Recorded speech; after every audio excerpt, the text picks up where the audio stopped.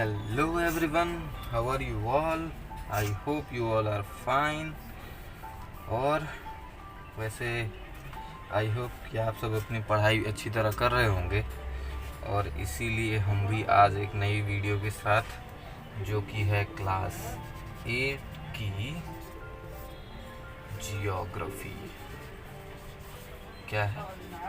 Class 8 की geography, और इसका नाम है, ये चैप्टर 2 है, चैप्टर 2 है जिसका नाम है land, soil, water, natural vegetation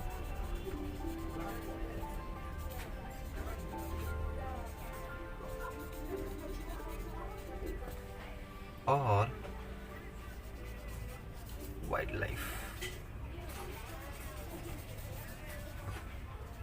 life. तो अगर इससे पहले आपने चैप्टर 1 नहीं पढ़ा है तो प्लीज़ पहले वो वीडियो जाकर एक बार आप देख लीजिए, क्योंकि उसके बिना ये चैप्टर समझना थोड़ा सा डिफ़िकल्ट होगा। वैसे ये चैप्टर काफ़ी इजी है बट काफ़ी लंबा है।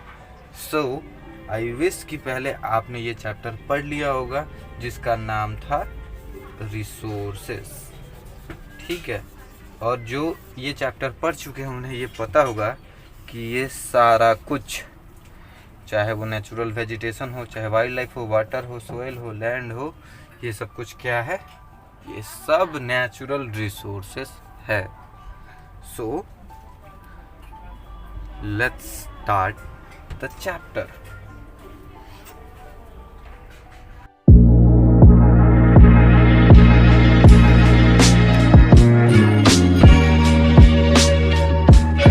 तो चैप्टर स्टार्ट करते ही सबसे पहले हम बात करेंगे लैंड के बारे में। ठीक है, लैंड को हिंदी में क्या कहेंगे? जमीन, राइट। तो एक बात तो आपको बिल्कुल अच्छी तरह पता होगी कि लैंड कहीं भी इक्वल नहीं है, मीन्स हर जगह समान नहीं है।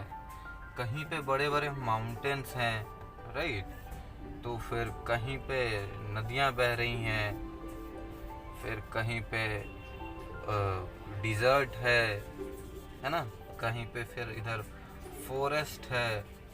तो इस तरह से मतलब डाइवर्सिफाइड होता है लैंड। ठीक है, अब लैंड और सोयल के बीच का डिफरेंस जिसे पता होगा वो पहले अभी कमेंट करेगा, पहले कमेंट बॉक्स में। वैसे ये चैप्टर पढ़ने के बाद आप सबको भी पता चल जाएगा। तो चलिए देखते हैं। ये तो हम समझ गए कि लैंड का जो है वो कहीं भी इक्वल नहीं है। मान लीजिए कि राजस्थान में डिजर्ट है ना, रेगिस्तान है, और आसाम में बहुत ज़्यादा फॉरेस्ट है, और अरुणाचल प्रदेश में तो हद से ज़्यादा। ठीक है, उसी तरह हमारा जो श्रीनगर है या फिर हिमाचल प्रदेश है, ये सारा माउंटेन एरिया है, हिल स्टेशंस वगैरह हैं। तो ये भी एक सिंपल सा एग्जांपल है लैंड को समझने का। ठीक है, अब ये तो हो गई सिंपल सी बातें। अब आगे चलते हैं कि मान लीजिए नेचुरल रिसोर्सेस में क्या क्या आता है। अभी अभी मैंने आपको बताया था कि लैंड क्या है, एक मोस्ट इम्पॉर्टेंट नेचुरल रिसोर्स है, मोस्ट इम्पॉर्टेंट नेचुरल रिसोर्स है।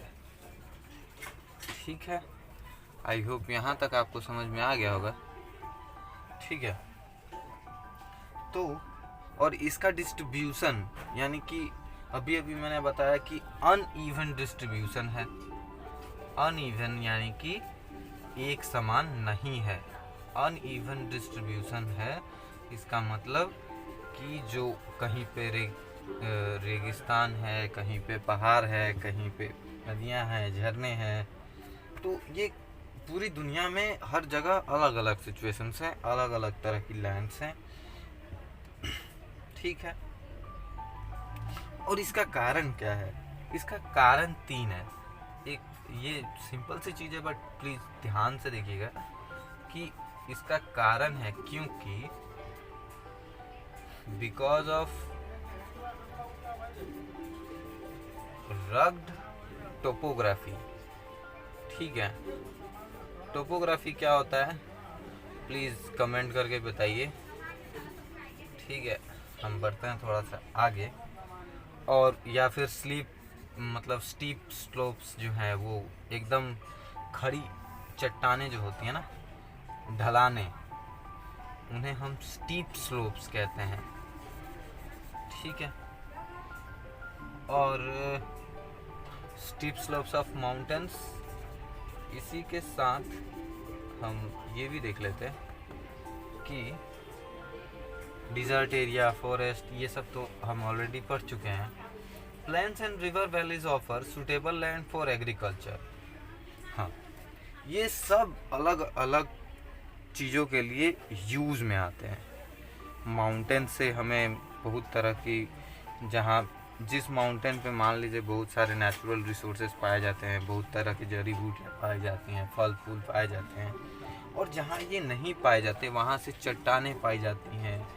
ठीक है ना, कोयला पाया जाता है, पहाड़ होते हैं ढेर सारे, अलग अलग चीज़ों की चट्टानें पाई जाती हैं उनसे। तो लैंड में सबसे सूटेबल माना जाता है प्लेन्स को, यानी कि समतल की बराबर बराबर जो समतल जमीन होती है उसे माना जाता है। प्लेन्स एंड रिवर्स और नदियाँ, reverse valley offers suitable land. क्या ऑफर करते हैं? Suitable lands for agriculture. याद रखिएगा, जहाँ नदियाँ आसपास में होंगी वहाँ एग्रीकल्चर यानी कि खेती करना काफ़ी इजी होगा। Hence they are densely populated. इसीलिए ये क्या है, घनी आबादी वाले क्षेत्र हैं। डेंसली पॉपुलेटेड यानी कि यहाँ जनसंख्या की घनी आबादी बसती है। ठीक है, ये इतना तो बिल्कुल इजी था, इसमें कुछ भी नहीं था। सिर्फ इतना समझिए कि प्लेन्स और रिवर्स में ज़्यादा अच्छी एग्रीकल्चर होती है और बहुत सारी चीज़ें, जैसे कि कोई फैक्ट्री भी लगानी होती है तो सूटेबल रास्ता होता है जो वो होता है हमारा प्लेन्स का। क्योंकि अगर माउंटेन्स पे हम कोई फैक्ट्री लगा भी देंगे मान लीजिए, तो यहाँ ट्रांसपोर्ट करना बड़ा डिफ़िकल्ट होगा। फिर यहाँ से सामान निकालने के बाद एक जगह से दूसरी जगह भेजने के लिए जो ट्रांसपोर्ट लगेगा वो बहुत मुश्किल हो जाएगा। और यहाँ पे रहना भी रिस्की होता है, क्योंकि लैंडस्लाइड्स वगैरह होते हैं तो ये ज़्यादा रिस्की हो जाता है। तो ये एक बड़ी दिक्कत वाली चीज़ होती है कि अब मान लीजिए हमने कोई डिज़र्ट है, राजस्थान में रेगिस्तान में जाकर एक फैक्ट्री खोल दी, तो क्या होगा कि वहाँ हमें पानी की प्रॉब्लम होगी।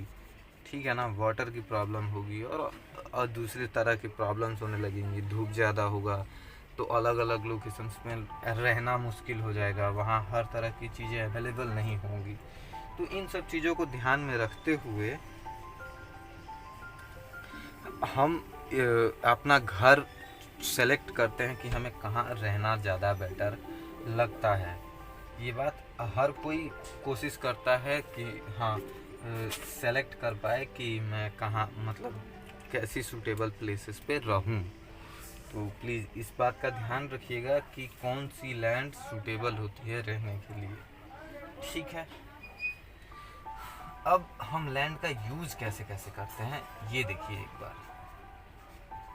चलिए, लैंड का यूज़ हम मान लीजिए फार्मिंग के लिए तो करते ही हैं, खेती तो करते ही हैं, है ना।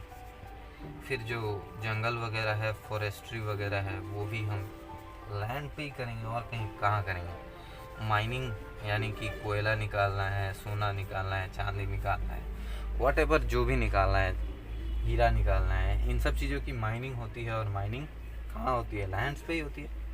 अरे मेन चीज़ तो भूल ही गए, बिल्डिंग्स, घर कहाँ बनाएंगे? लैंड पे ही बनाएंगे।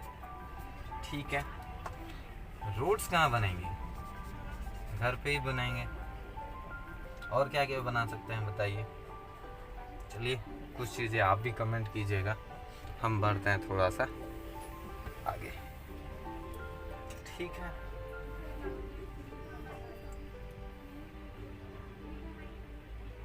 अब लैंड के लिए अलग अलग फैक्टर्स हैं। The use of land is determined by physical factors. कुछ फैक्टर्स पे डिपेंड करता है कि हम उस लैंड का यूज कैसे करेंगे, ठीक है ना। Determined by physical factors. अब चलिए फिजिकल फैक्टर्स के बारे में भी थोड़ा सा पढ़ लेते हैं। फिजिकल फैक्टर्स के बारे में जैसे कि टोपोग्राफी, ठीक है। टोपोग्राफी का मतलब क्या होता है ये मैंने आपको कहा है कमेंट करने के लिए। और इसके बाद मान लीजिए कि वहाँ की मिट्टी कैसी है, उपजाऊ है या नहीं, वहाँ खेती हो सकती है या नहीं, या फिर वहाँ किसी चीज़ की इंडस्ट्री लगाई जा सकती है ना या नहीं, ये सारी चीज़ें हमें ध्यान में रखनी पड़ती हैं। वहाँ का मौसम कैसा है, जलवायु कैसी है, क्लाइमेट कैसा है, ये बात भी बड़ी इम्पोर्टेंट होती है किसी लैंड के बारे में, ठीक है। अब और एक चीज़ तो भूलिए, availability of water. Availability of water मतलब पानी की उपलब्धता वहाँ कितनी है, ये बहुत ही ज़रूरी है। बहुत ही ज़रूरी इसलिए भी है क्योंकि बिना पानी के तो लाइफ एग्जिस्ट ही नहीं कर पाएगा ना। बिना पानी के तो हम में से कोई भी जीव ज़्यादा दिन तक जीवित रह ही नहीं पाएगा। तो इसलिए भी लैंड का जब यूज होता है तो इन फिजिकल फैक्टर्स पे बेस्ड ही होता है। और अगर हम बात करें ह्यूमन फैक्टर्स की, तो ह्यूमन फैक्टर्स में क्या क्या देखा जाता है कि उस जगह की पॉपुलेशन कितनी है ना। पॉपुलेशन तो हम देखेंगे ही, और साथ में क्या क्या देखेंगे कि हाँ वहाँ कैसी टेक्नोलॉजी अवेलेबल है ना। अब बैलगाड़ी से जाना अवेलेबल है या ट्रेन से या फिर प्लेन से, वहाँ कितने लोग रहते हैं। ऐसा तो है नहीं कि समुद्र के बीच में जाकर हम समुद्र के बीच में जाके कहीं घर बना लें, है ना। तो ये चीज़ बड़ी ध्यान रखने वाली है कि हम इन सारे फैक्टर्स को ध्यान में रखते हैं। जब पॉपुलेशन कहीं भी बैठता है, मतलब एक जगह सेटल होता है, तो वो इन सब चीज़ों का ध्यान रखता है। और हमें भी इन सब चीज़ों को ध्यान में रखना है, क्योंकि आंसर लिखते समय ये सारी चीज़ें जब हम लिखते हैं तो काफ़ी अच्छा मार्क्स मिलता है, ठीक है। और हम क्या क्या ध्यान में रखते हैं, हाँ, लैंड को ऑनरशिप के हिसाब से दो भागों में डिवाइड किया गया। किसके हिसाब से? ऑनरशिप के हिसाब से। दो तरह की ज़मीन होती है, एक जो कि प्राइवेटली लैंड है। प्राइवेट लैंड वो होता है जो प्राइवेट ऑनर ऑन करता है खुद के लिए। मान लीजिए आपने एक घर खरीदा तो वो आपका प्राइवेट लैंड हो गया, है ना। जितने भी मतलब घर, होटल्स जो भी बनते हैं ये प्राइवेट लैंड से बनता है। और कुछ होता है कम्युनिटी लैंड। कम्युनिटी लैंड किसे कहेंगे ये सोचिए। कम्युनिटी लैंड ऐसी जगह होती हैं जहां पूरी सोसाइटी, पूरा समुदाय एक जगह पे उसकी संरक्षण करता है, देखभाल करता है और उसका फ़ायदा उठाता है, ठीक है। ये इंडिविजुअल ऑन करते हैं भैया, कोई भी खरीद सकता है, मान लीजिए इंडिविजुअल ओनर होता है इसका, ठीक है। लेकिन इसका ये लैंड होता है हमेशा कॉमन यूज के लिए, यानी कि सभी के यूज के लिए होता है। मान लीजिए कोई पार्क है, तो ऐसा तो है नहीं कि मैंने अपने लिए पार्क बनाया, मैं खुद ही जाकर बैठूंगा। तो जो लोकल पार्क्स होती हैं वो सबके लिए होती हैं, कोई भी जा सकता है, ठीक है ना। हर कोई उस पार्क का फ़ायदा उठा सकता है।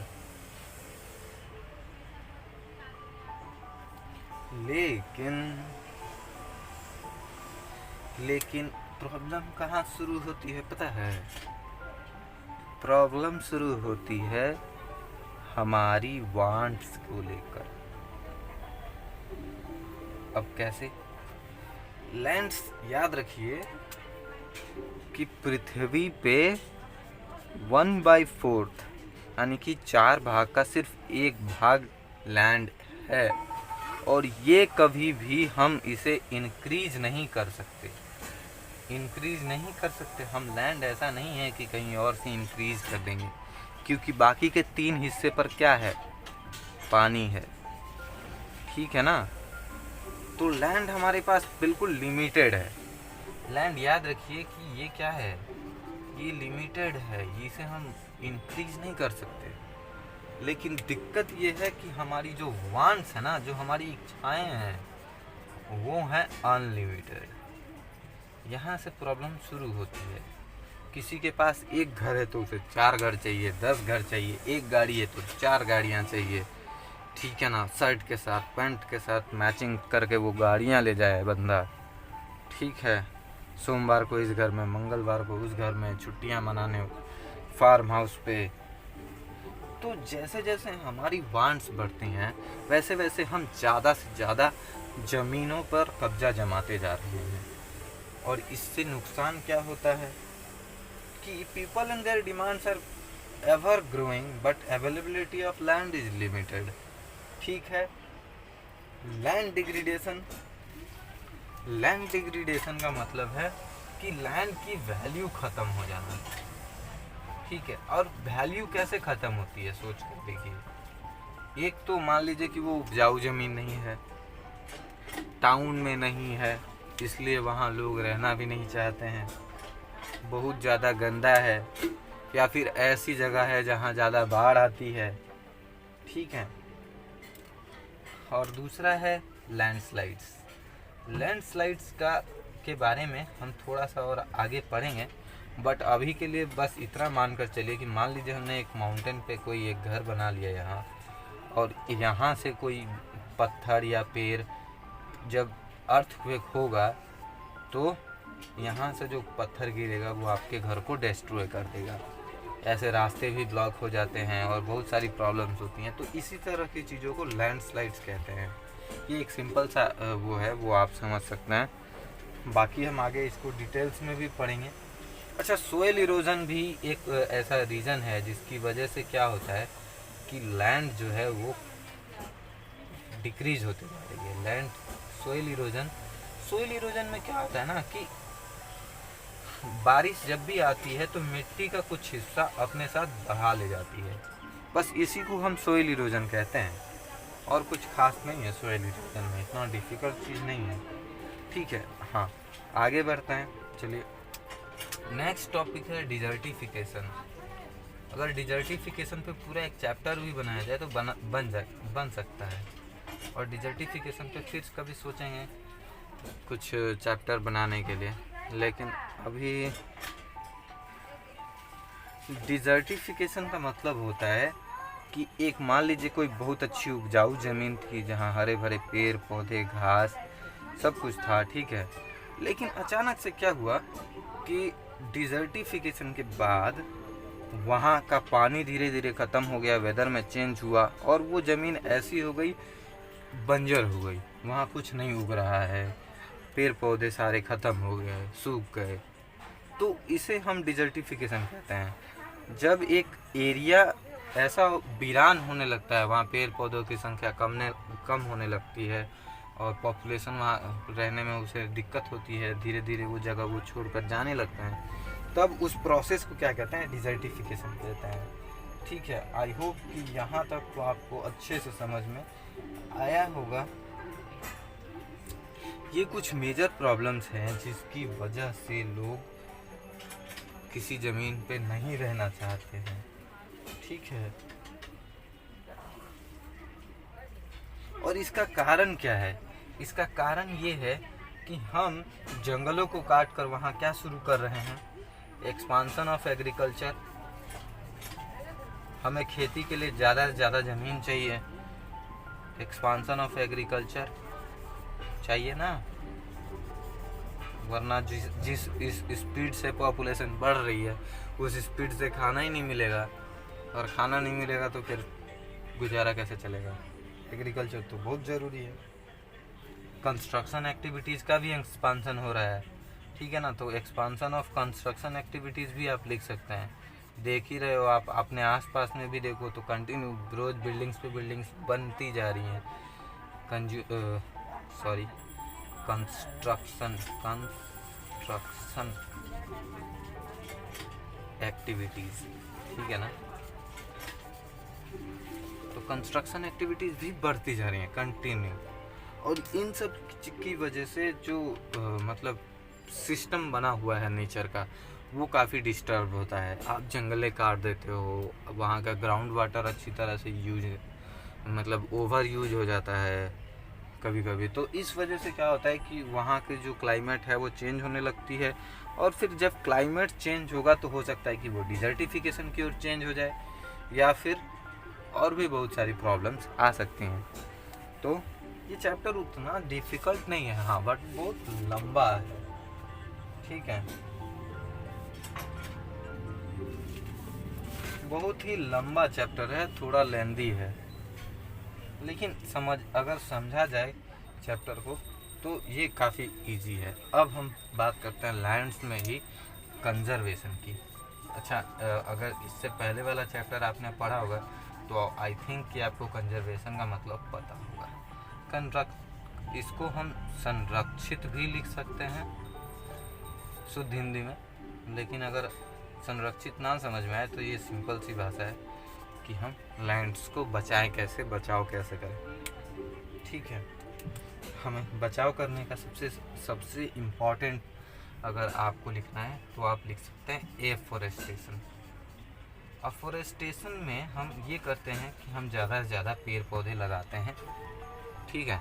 आप भी देख रहे होगे आजकल सरकार, कोई भी सरकार पहले से भी मतलब पेड़ पौधे लगाने पर काफ़ी ध्यान देता है,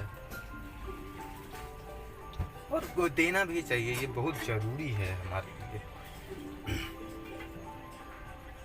दूसरी चीज़ ये है कि हमें पेस्टिसाइड्स, अच्छा पेस्टिसाइड्स क्या होता है ये आप बताओ। वैसे चलो छोड़ो, मैं बता देता हूँ आप लोगों के लिए, वो टोपोग्राफी तो छोड़ ही दिया है ना मैंने। पेस्टिसाइड्स वो होते हैं जो हम कीड़े वगैरह मारने के लिए स्प्रे करते हैं, मच्छर वगैरह मारने के लिए जो छिड़काव होता है, कीड़े वगैरह मारने के लिए, उन सब चीज़ों का लिए जो दवाइयाँ होती हैं ना, वो ज़मीन को काफ़ी ज़्यादा डिस्ट्रॉय करती हैं, वो काफ़ी नुकसान पहुंचाती हैं। तो ऐसी जो मतलब पेस्टिसाइड्स वगैरह हैं, इनको इनका इस्तेमाल नहीं करना चाहिए। इनके इस्तेमाल को जितना हो सके उतना रेगुलेट करना चाहिए। तो आप ये लिख सकते हो कि रेगुलेटेड यूज़ ऑफ पेस्टिसाइड्स, ये लिख सकते हो। हाँ, साथ ही साथ में पेस्टिसाइड्स के साथ फर्टिलाइजर्स। अब फर्टिलाइजर्स क्या होते हैं? फर्टिलाइजर्स बेटा, फर्टिलाइजर्स कहते हैं हम खाद को, जो खेतों में डाली जाती है ना, खाद, एग्रीकल्चर को इम्प्रूव करने के लिए, आपकी क्रॉप्स को इम्प्रूव करने के लिए, वो फर्टिलाइजर्स हैं। तो ये कुछ मेजर एकदम सिंपल वाले मेथड्स हैं जिसकी वजह से हम अपने लैंड्स को बचा सकते हैं। आई होप आपको यहाँ तक समझ में आ गया होगा, ठीक है। सो अब नेक्स्ट टॉपिक है सोयल। और सोयल किसे कहते हैं? पहले तो इसकी एक सिंपल सी डेफिनेशन ही पढ़ लेते हैं। The thin layer of the granny substance covering the surface of the earth. यानी कि मान लीजिए कि अर्थ के ऊपर एक कोई सरफेस है, ये वाला ऊपर का जो सरफेस है, इस पर एकदम बारीक महीन यानी कि ग्रेनी सब्सटेंस का एक परत जिसने सरफेस को कवर किया हुआ है, उसे हम क्या कहते हैं? सोयल कहते हैं। अच्छा एक बात बताइए, अगर इस सरफेस को ट्री ने कवर कर रखा होगा तो वो क्या कहलाएगा? फॉरेस्ट। अगर वाटर ने कर रखा होगा तो वो कहलाएगा रिवर या सी, ठीक है ना। अगर स्टोन्स बड़े बड़े होंगे तो उसे हम माउंटेन्स कह सकते हैं, ठीक है ना। तो इस तरह से जो सरफेस एरिया है वो अलग अलग चीज़ों से कवर्ड है। तो जहाँ मिट्टी होती है, ज़मीन और मिट्टी में फ़र्क यही होता है कि ज़मीन ज़्यादा लंबी चीज़ों को कवर करता है, दूरी मतलब ह्यूज अमाउंट कवर करता है, बट जब सोयल की बात होती है तो वो बहुत ही छोटे लेवल पे बात की जाती है सोयल को, ठीक है। अब मिट्टी तो समझ गए, आई होप मिट्टी तो इजीली समझ में आ ही गया होगा, ठीक है। अब मिट्टी जो है वो सोयल जो है वो लैंड फॉर्म्स के टाइप पर डिपेंड करती है। लैंड फॉर्म्स डिटरमाइंस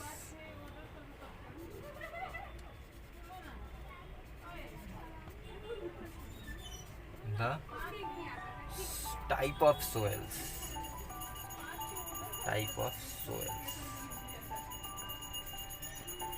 नवरात्रि का टाइम है तो घर में काफी पूजा पाठ चल रहा है। आई होप जो बैकग्राउंड म्यूजिक है उसे आपको ज़्यादा डिस्टरबेंस नहीं हो रहा होगा। लैंड फॉर्म्स डिटरमाइन करते हैं कि वहाँ की मिट्टी किस प्रकार की होगी। अब मान लीजिए कि लैंड फॉर्म्स कहता है कि भाई हाँ यहाँ तो माउंटेन्स हैं, तो किस प्रकार की सोयल होगी आप एक्सपेक्ट कर सकते हैं।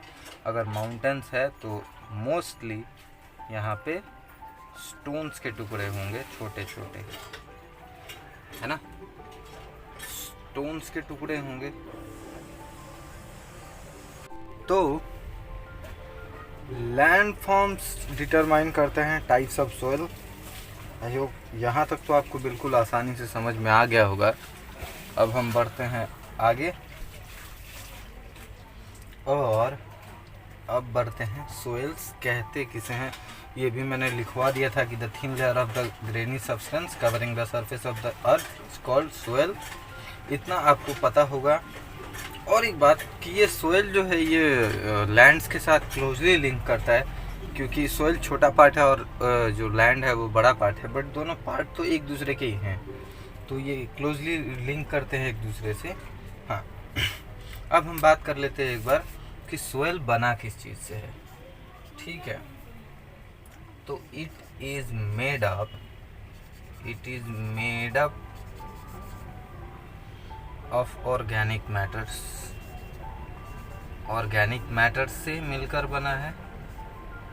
ठीक है, और साथ में इसमें मिनरल्स मिले होते हैं, टूटे फूटे जो पत्थर्स होते हैं, वेदर्ड रॉक्स जिन्हें कहा जाता है, वेदर्ड रॉक्स, यानी कि जो बड़े पत्थरों से मौसम के दौरान टूट फूट कर जो पत्थर अलग होते हैं, ऐसे पत्थरों से मिलकर बना होता है। अब एक बार हम चल रहते हैं कि प्रोसेस ऑफ वेदर्ड, यानी कि वेदर्ड की प्रोसेस क्या होती है।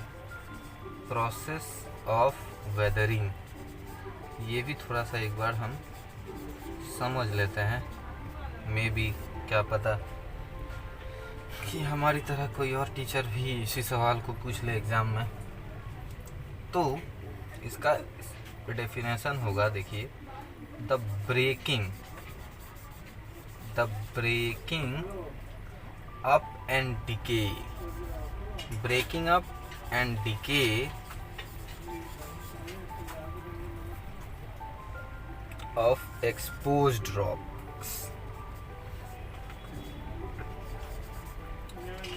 एक्सपोज्ड रॉक्स का मतलब होता है जो पत्थर दिखाई दे रहा है, और वो कैसे टूटता है,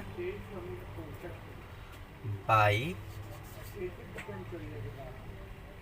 टेम्परेचर, यानी कि जो तापमान है उसमें अगर बदलाव हो जाए, टेम्परेचर चेंजेस की वजह से टूट सकता है।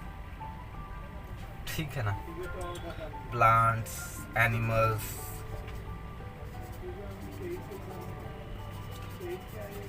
और ह्यूमन एक्टिविटीज़ की वजह से भी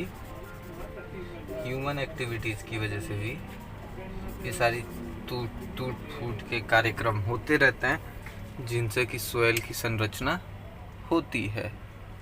तो आई होप ये तो आपको समझ में आ रहा होगा। अब चलिए बढ़ते हैं आगे। ठीक है, अब हम पढ़ने जा रहे हैं लैंडस्लाइड्स। आपको मैंने लैंडस्लाइड्स के बारे में एटलीस्ट थोड़ा मोड़ा आइडिया तो दे ही दिया है। अब थोड़ा सा और डिटेल्स में एक बार पढ़ लेते हैं लैंडस्लाइड्स को, ताकि कभी अगर आपको लैंडस्लाइड्स। अच्छा, स्लाइड्स का मतलब तो आपको पता ही होगा। स्लाइड्स का मतलब होता है कि एक जगह से फिसलकर दूसरी जगह आ जाना, ठीक है ना। स्लाइड्स का मतलब यही होता है। तो लैंड्स जब एक जगह से फिसलकर दूसरी जगह आते हैं तो लैंडस्लाइड्स कहा जाता है। इसको अगर हम इंग्लिश में लिखें तो कैसे लिखेंगे? The mass movement of the rocks, यानी कि एक बहुत बड़ी हलचल किसकी? जमीन की, लैंड्स की या फिर रॉक्स की। The mass movement of rocks, ठीक है ना। तो the mass movement of the earth के साथ साथ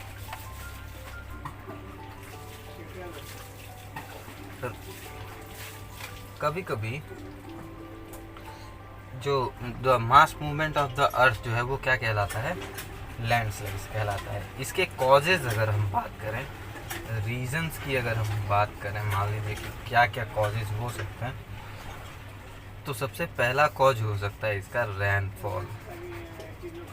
क्या होता है कि रेनफॉल की वजह से कभी कभी ऊपर की पत्थर के नीचे का, मान लीजिए ये एक पत्थर है और इसके नीचे जो मिट्टी है वो, यहाँ जब बारिश होता है तो वो मिट्टी धीरे धीरे बह जाती है, तो क्या होता है कि वो पत्थर ऊपर से गिर पड़ता है, और इसी तरह इस तरह भी लैंडस्लाइड्स क्रिएट्स हो जाते हैं, ठीक है। Number 2, increase in the vegetation. Increase in the vegetation. आप ये लैंडस्लाइड्स के 2 रीजन भी अगर अच्छे से याद रख लेते हैं ना तो काफ़ी है। इससे ज़्यादा मुझे नहीं लगता है कि कोई पूछेगा आपसे, ठीक है। हाँ, ये लैंडस्लाइड्स तो मैं पहले ही बता चुका था, फिर भी सोचा कि थोड़ा डिटेल्स में बता देता है। अब एक बार पढ़ लेते हैं हम फैक्टर्स क्या क्या हैं किस चीज़ के लिए भाई। Factors of soil formation. Soil formation के फैक्टर्स क्या क्या हैं ये हम एक बार पढ़ लेते हैं। फैक्टर्स ऑफ सोयल फॉर्मेशन क्या क्या हो सकते हैं?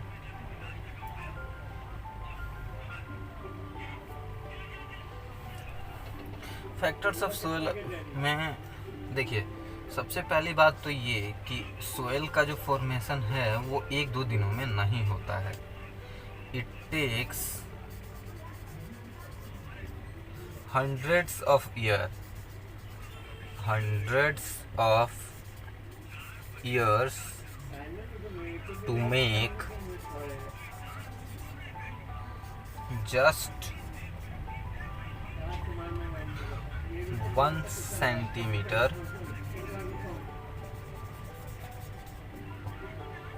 of soil। तो 1 सेंटीमीटर का सोयल बनने में भी हमें सैकड़ों सालों का समय लगता है। इसके मेजर फैक्टर्स क्या हैं, यहाँ फैक्टर्स देख लेते हैं एक बार। कि मान लीजिए क्लाइमेट है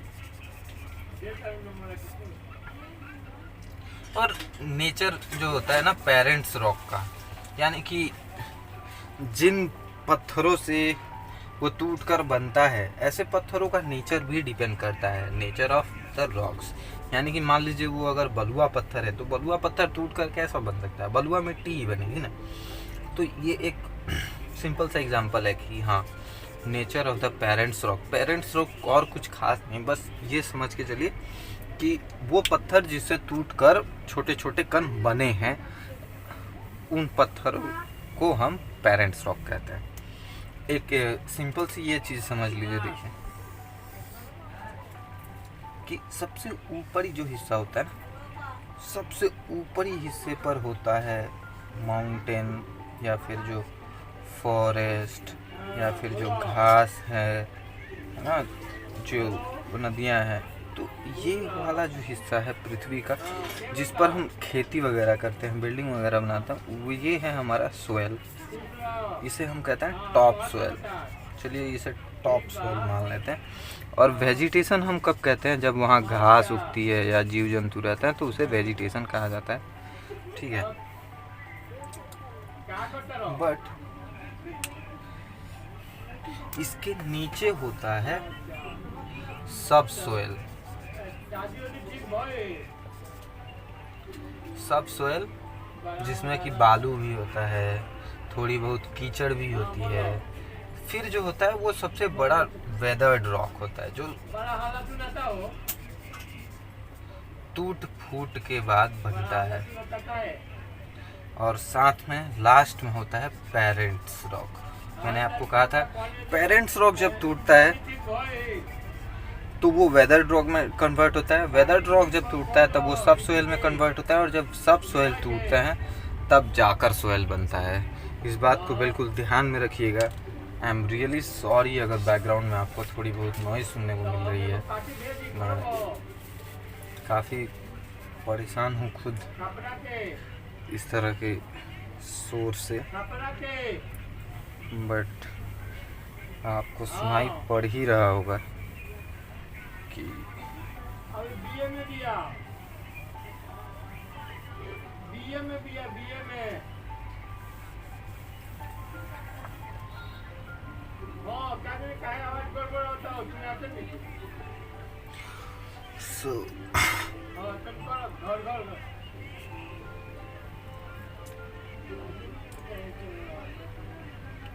सो मेथड ऑफ कंजर्वेशन।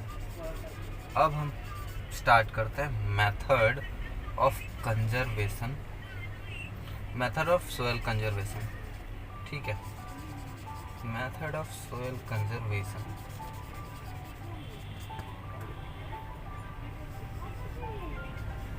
और मेथड ऑफ सोयल कंजर्वेशन के दो मेथड्स हैं जो मुझे ठीक लगे। बाकी ये वैसे किताब में और भी 2-4 दिए हुए हैं, वो भी आप देख सकते हैं।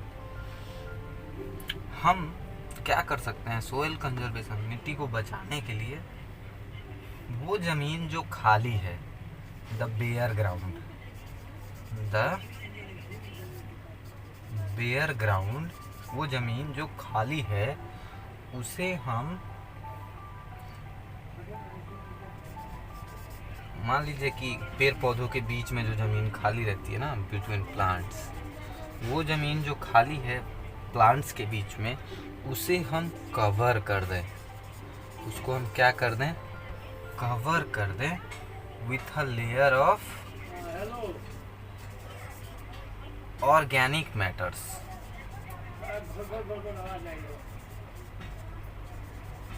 ऑर्गेनिक मैटर से कवर कर दें, ठीक है। जैसे कि घास फूस, मैटर्स लाइक स्ट्रॉ। अच्छा, ये स्ट्रॉ का मतलब घास फूस ही है, ठीक है। तो प्लीज़ ये ध्यान में रखिएगा कि ये स्ट्रॉ का मतलब जो है वो क्या है? घास फूस है।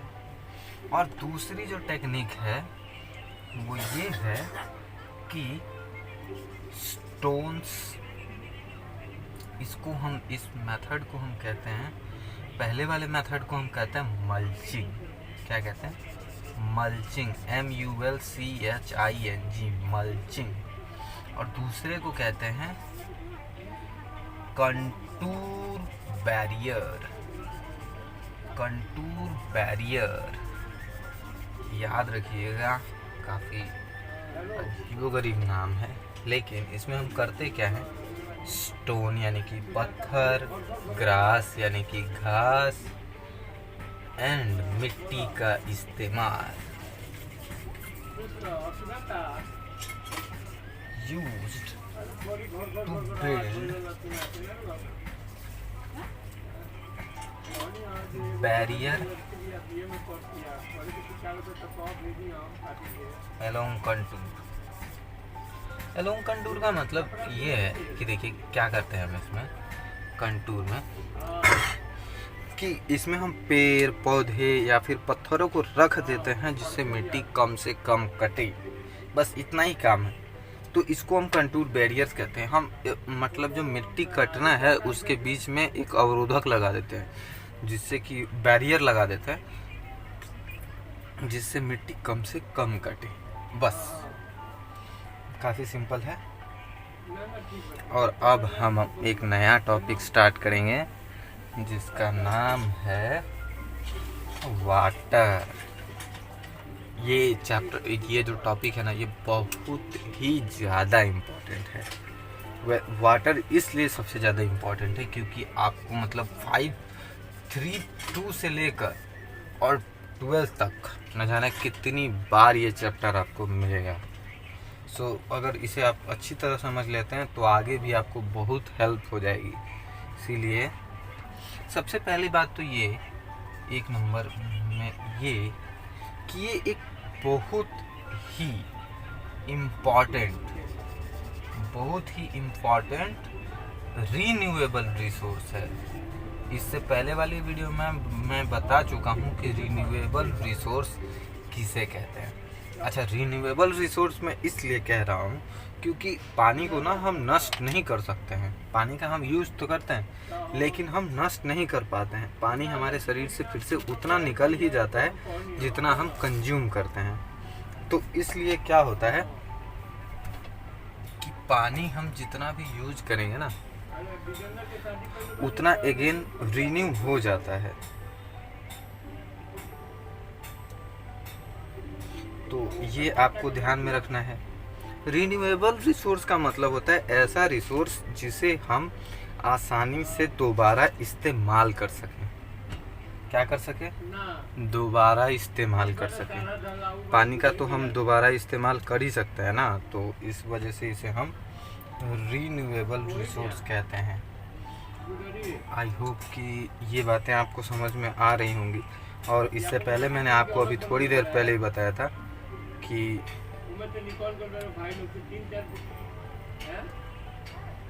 पानी जो है वो कितना है हमारे लिए अवेलेबल पृथ्वी पे, कौन बताएगा? फटाफट से कमेंट करके बताइए। चलिए हम देखते हैं। देखिए, पानी जो है वो 3/4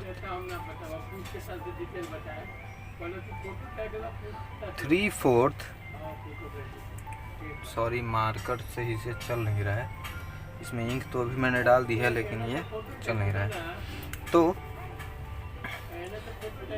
3/4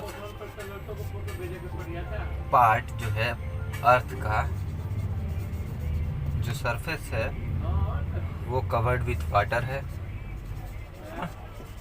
कवर्ड विथ वाटर। लेकिन फिर भी इतना पानी होने के बावजूद पृथ्वी पर पानी के लिए हर देश प्रॉब्लम फेस कर रहा है। हर देश को पानी की स्कार्सिटी है, मैक्सिमम हर एक देश को। क्यों? चलिए, 3/4 यानी कि सिर्फ एक हिस्सा जो है 4 भाग का 1 भाग ही जमीन है, बाकी के 3 भाग पर क्या है? वाटर है। इसीलिए हम इस प्लेनेट को therefore we can call the earth, हम पृथ्वी को क्या बुला सकते हैं? वाटर प्लेनेट बुला सकते हैं ना। वैसे ध्यान रखनी है, ठीक है।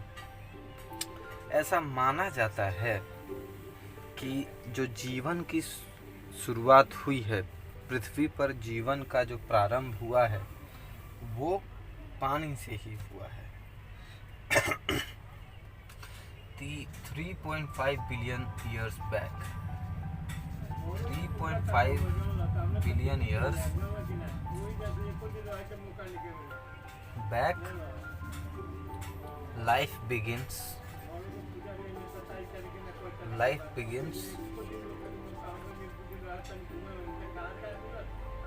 in the ocean,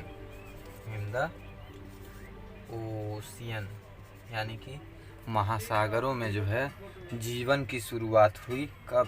3.5 बिलियन पहले, ठीक है। अच्छा, ओशियन का जो पानी है वो क्या है? ओशियंस वाटर इज सैलाइन, सेलाइन यानी कि खारा होता है, और खारा पानी नॉट फिट, ये फिट नहीं है for human consumption. Human consumption यानी कि हमारी इस्तेमाल के लिए, हमारी पीने के लिए ये मतलब फिट नहीं है, सुरक्षित नहीं है। बाकी चीज़ों में यूज हो सकता है, बट हम इसे डायरेक्ट कंज्यूम नहीं कर सकते। ठीक है, तो इसलिए मैंने कहा कि मोस्ट ऑफ द वाटर्स कहाँ पाए जाते हैं, ओशियंस और सीज में, और वो होते हैं सेलाइन, पीने के काम में नहीं आते। अब फ्रेश वाटर जो कि पिया जा सकता है, वो कितना है? फ्रेश वाटर सिर्फ और सिर्फ 2.7% है। अगर पानी 100% है तो ओनली 2.7% पानी जो है वो पीने लायक है। इसमें भी एक दिक्कत है कि इस 2.7% का 70% आइस शीट यानी कि बर्फ की परतों में कहाँ जमा है? Glaciers in Antarctica. Glaciers in Antarctica. I hope कि आपको समझ में आ रहा होगा। अंटार्कटिका यानी कि अंटार्कटिका के ग्लेशियर्स में आइस शीट्स के रूप में 70% पानी, फ्रेश वाटर जमा हुआ है। तो हमारे पास कितना बचा? 100% का 2.7% और 2.7% का भी 70% हमारे पास नहीं है, तो बचा 2.7% का 30%। अब ये वाला वाटर हमें मिलता कहाँ से है? ओनली 1% वाटर, ओनली 1% वाटर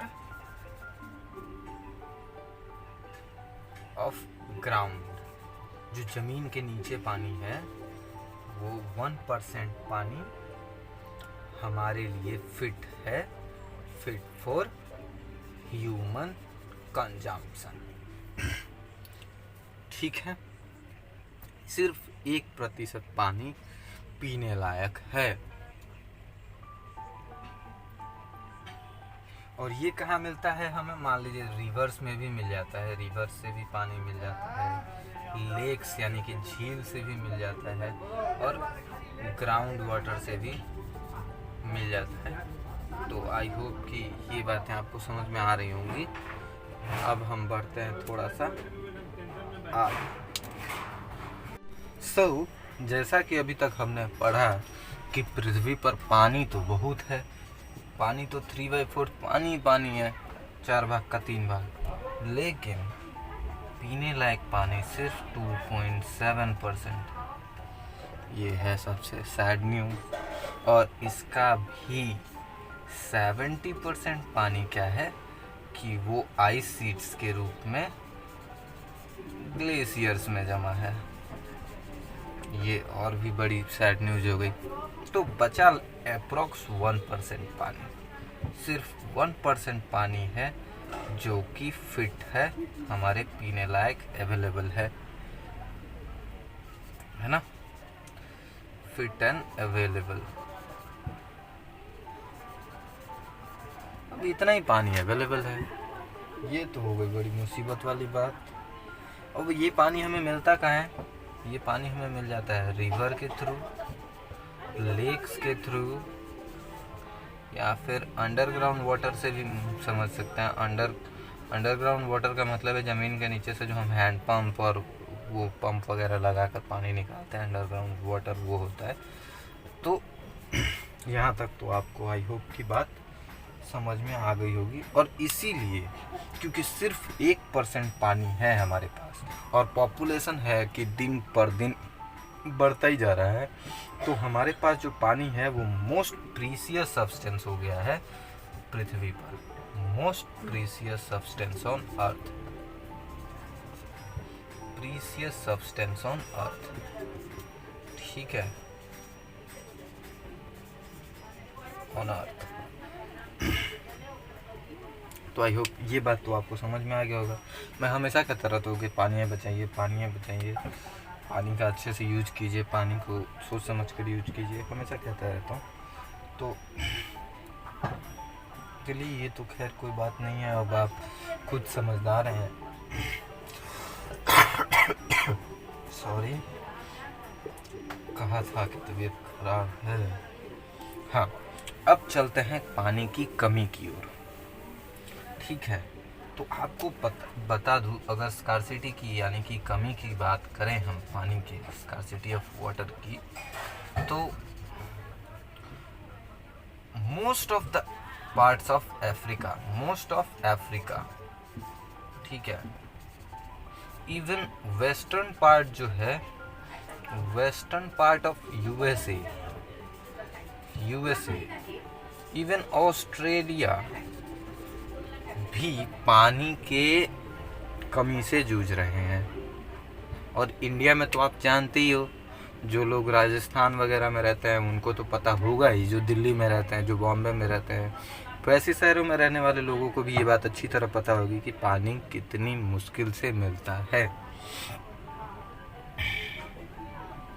ठीक है, और पानी का इस्तेमाल तो हम खूब करते हैं, चाहे वो पीने के लिए हो, चाहे वो कपड़े धोने के लिए हो, चाहे वो प्रोसेस ऑफ प्रोडक्शन हो, एग्रीकल्चर हो, इंडस्ट्री हो, इवन पता है इलेक्ट्रिसिटी को जनरेट करने के लिए भी हमें पानी की आवश्यकता होती है। तो आई होप ये बातें आपको समझ में आ रही होंगी। तो यूज़ ऑफ वाटर और स्कार्सिटी क्यों हो रही है, और एग्जैक्टली वाटर कितना है, क्यों है, कैसे है, सब कुछ आपको समझ में आ गया होगा। तो पानी की कमी है तो पानी को क्या करना पड़ेगा, कंजर्वेशन ऑफ वाटर, यानी कि पानी को हमें बचाना पड़ेगा, कंजर्वेशन ऑफ वाटर। अच्छा, कंजर्वेशन ऑफ वाटर कैसे पानी को हम बचा सकते हैं? पानी को बचाने के लिए सबसे पहले तो हम इंसानों को सुधरना पड़ेगा, थोड़ा सा पानी को सोच समझ कर इस्तेमाल करना पड़ेगा। और साथ ही साथ जो पानी है, जो मतलब डिस्चार्ज होता है, यानी कि जो गिराया जाता है, डिस्चार्ज ऑफ अनट्रीटेड और पार्शियली ट्रीटेड सेवेज। अच्छा, इसका मतलब क्या है? इसका मतलब ये है कि जो कचरा निकलता है फैक्ट्रीज वगैरह से, उसको बिना ट्रीट किए या फिर थोड़ा बहुत ठीक करके उसे हम फेंक देते हैं नदियों में, और वो हो जाती है नदी प्रदूषित। उसका पानी पीने से, नहाने से होने लगती हैं बीमारियां। तो आप गंगा नदी और यमुना नदी के बारे में तो आप लोग न्यूज़ वगैरह में भी काफ़ी सुनते रहते होंगे, ठीक है ना। हम एग्रीकल्चरल जो केमिकल्स हैं, एग्रीकल्चरल केमिकल्स के थ्रू भी हम काफ़ी हद तक पानी को, ग्राउंड वाटर को पोल्यूट कर रहे हैं। इसका सबसे सिंपल सा रास्ता है कि हमें पेड़ पौधे लगाने चाहिए, फॉरेस्ट्री को इम्प्रूव करना चाहिए, जितना हो सके पेड़ पौधे लगाकर, ठीक है। क्योंकि ये क्या करते हैं कि सरफेस के पानी को रोक कर रखते हैं, सरफेस का पानी ख़त्म नहीं होने देते और इजीली रिचार्ज करने देते हैं ग्राउंड वाटर को, ठीक है। हाँ, एक दूसरा सबसे बेस्ट वे जो है वो है रेन वाटर हार्वेस्टिंग। क्या है रेन वाटर हार्वेस्टिंग? अच्छा, रेन वाटर हार्वेस्टिंग क्या होता है कि जैसे ही बारिश शुरू होती है ना, मान लीजिए कि बारिश हो रहा है धराधर, तो हम क्या करते हैं कि अपने छत पर या फिर जहाँ भी हम पानी को स्टोर कर सकते हैं, ऐसी जगहों पे हम एक स्टोरेज की व्यवस्था कर लेते हैं, अरेंजमेंट्स कर लेते हैं, और उसको एक पाइप के थ्रू लाकर किसी एक जगह पे पानी को हम, बारिश का पानी यहाँ से इकट्ठा करके किसी एक जगह पे स्टोर कर लेते हैं और उसे गर्मियों के दिनों में इस्तेमाल में लेके रखते हैं। इससे क्या होता है कि जो रेन वाटर है उसका प्रॉपर यूज हो पाता है, बेटर यूज हो पाता है। हाँ, और जैसे कि मान लीजिए हम एग्रीकल्चर में जब एग्रीकल्चर के टाइम पे, फार्मिंग के टाइम पे हम क्या करते हैं कि ढेर सारी हमें पानी देनी होती है, खेतों में पानी डालना होता है जिसे हम इरिगेशन कहते हैं, ठीक है। तो हम उसे क्या कहते हैं, इरिगेशन कहते हैं। तो इसके बहुत सारे मतलब ऑप्शंस हैं, जैसे कि ड्रिप इरिगेशन एक बहुत ही बढ़िया मेथड है इरिगेशन करने का। इससे क्या होता है, पानी बहुत कम यूज होता है। तो जो फार्मर्स हैं, अगर आप में से कोई फार्मर है या फिर अगर आपके पेरेंट्स फार्मर हैं, तो आप उन्हें बता सकते हो कि ड्रिप फार्मिंग क्या होती है। अच्छा, ड्रिप इरिगेशन क्या होता है मैं बताता हूँ, थोड़ा सा एक बार एक्सप्लेन कर देता हूँ। वैसे बुक में नहीं है तो फिर भी, जैसे मान लीजिए कि हमारा ये पूरा खेत है, ठीक है, और यहाँ पर हमने फसलें लगाई हुई है। तो हम क्या करते हैं ना कि पानी को पूरा ऊपर पूरी तरफ पूरा खेत भिगो देते हैं। लेकिन ड्रिप इरिगेशन में ऐसा होता है कि खेत को भिगोने के बजाय जहाँ जहाँ पेड़ लगा हुआ है, जहाँ जहाँ हमने पौधा लगाया है, बस उसके जड़ पे थोड़ी थोड़ी पानी छिड़कते रहते हैं। इससे क्या होता है, पानी बहुत कम यूज होता है। इसे ही हम ड्रिप इरिगेशन कहते हैं, ठीक है। और इसी तरह के और भी कुछ मेथड्स हैं जो आप देख सकते हैं। तो आई होप कि यहाँ तक आपको समझ में आ गया होगा। तो आपको एक फैक्ट बताता हूँ जो कि काफ़ी इंटरेस्टिंग फैक्ट है, शायद आप लोगों में से बहुत लोग जानते भी होंगे कि जब तक टेलीविज़न का इन्वेंशन नहीं हुआ था, टेलीविज़न का इन्वेंशन किसने किया होगा, साइंटिस्ट ने ही किया होगा ना। जब तक टेलीविज़न का इन्वेंशन नहीं हुआ था तक हमारी रियल लाइफ में हीरोज़ यही थे, साइंटिस्ट्स। इनको बड़ा बड़ा स्टेज मिलता था अपनी बात रखने के लिए, अपनी बात को साबित करने के लिए। आपने बहुत सारे, अभी सोशल स्टडीज़ में आगे की चैप्टर्स में मैं पढ़ाऊँगा, तो आप खुद भी देखोगे कि मतलब कैसे साइंटिस्ट ये बताते थे कि जियोसेंट्रिक थ्योरी क्या है, और भी बहुत सारी थ्योरीज हैं। तो वो सारी थ्योरीज साइंटिस्ट वहाँ एक्सप्लेन करते थे लोगों के सामने कि मेरे हिसाब से ऐसा है, मेरे हिसाब से ऐसा है। तो वो एक फ़ाइट होती रहती थी, और वही हमारे रियल हीरोज़ थे। लेकिन जैसे ही उन बेचारों ने टीवी का आविष्कार किया, साइंटिस्ट्स को आज की डेट में बहुत कम लोग जानते हैं। मैं जानता हूँ कि थॉमस एल्वा एडिसन या फिर हमारे देश के one of the most famous scientist Shri APJ Abdul Kalam Azad ji को जितने लोग नहीं जानते होंगे, उससे ज़्यादा लोग सलमान खान को जानते होंगे, ठीक है। सलमान खान को जानते होंगे, ये बात नो डाउट, ये 100% श्योर है। आप आज एक APJ अब्दुल कलाम आज़ाद की कोई मान लीजिए कि वीडियो आ रही हो और एक जगह सलमान खान की मूवी आ रही हो, तो इस पर 1 करोड़ लोग देखेंगे ना, तो इसे सिर्फ 1 लाख लोग देखेंगे। ये हालत है आज की डेट की, ये है हमारी सोच। आज की डेट में मैंने कितने सारे, मैं कुछ YouTube चैनल से मैं खुद भी पढ़ता हूँ, तो मैंने ये देखा है कि एजुकेशनल चैनल्स पर व्यूज़ आते हैं गिने चुने व्यूज़। लेकिन जबकि ऐसा होता है कि मतलब जो ऐसे चैनल्स हैं, मैंने कुछ ऐसे चैनल्स देखे जहाँ सिर्फ गाली गलौज और उल्टी पुल्टी गंदी बातें करके वो मिलियंस में व्यूज़ आते हैं, उनके 10-20 मिलियन व्यूज़ तक गए हैं ऐसे व्यूअर्स। तो प्लीज़ मैं आप सबसे यही रिक्वेस्ट करता हूँ कि अच्छी चीज़ें देखिए, अच्छा सोचिए अपने समाज के लिए, अपनी सोसाइटी के लिए। लॉकडाउन की वजह से बच्चों को काफ़ी प्रॉब्लम्स हो रही थी, तो मैंने भी सोचा कि चलिए कोशिश करते हैं एटलीस्ट बच्चों को कुछ अच्छा पढ़ाया जा सके। तो हम अपनी तरफ से पूरी कोशिश कर रहे हैं। तबीयत थोड़ा साथ नहीं दे रहा है, but I am trying my best. So अब हम आपके ऊपर छोड़ते हैं कि ये आप कितना हेल्प करते हैं, कितना सपोर्ट करते हैं, इस चैनल को कितना सपोर्ट करते हैं। मिलते हैं अगले वीडियो में, तब तक पढ़ते रहिए, बढ़ते रहिए। आशा करता हूँ कि आप सब अच्छे रहेंगे, खुश रहेंगे, और खुश रहने की दुआओं के साथ आज का वीडियो समाप्त। मिलते हैं अगले वीडियो में। इसका पार्ट 2 बाकी है, क्योंकि नेचुरल वेजिटेशन और वाइल्ड लाइफ बाकी है, तो वो 2 टॉपिक्स हम अगले वीडियो में कवर करेंगे। तब तक के लिए धन्यवाद। Stay happy. Thanks for watching this video. है।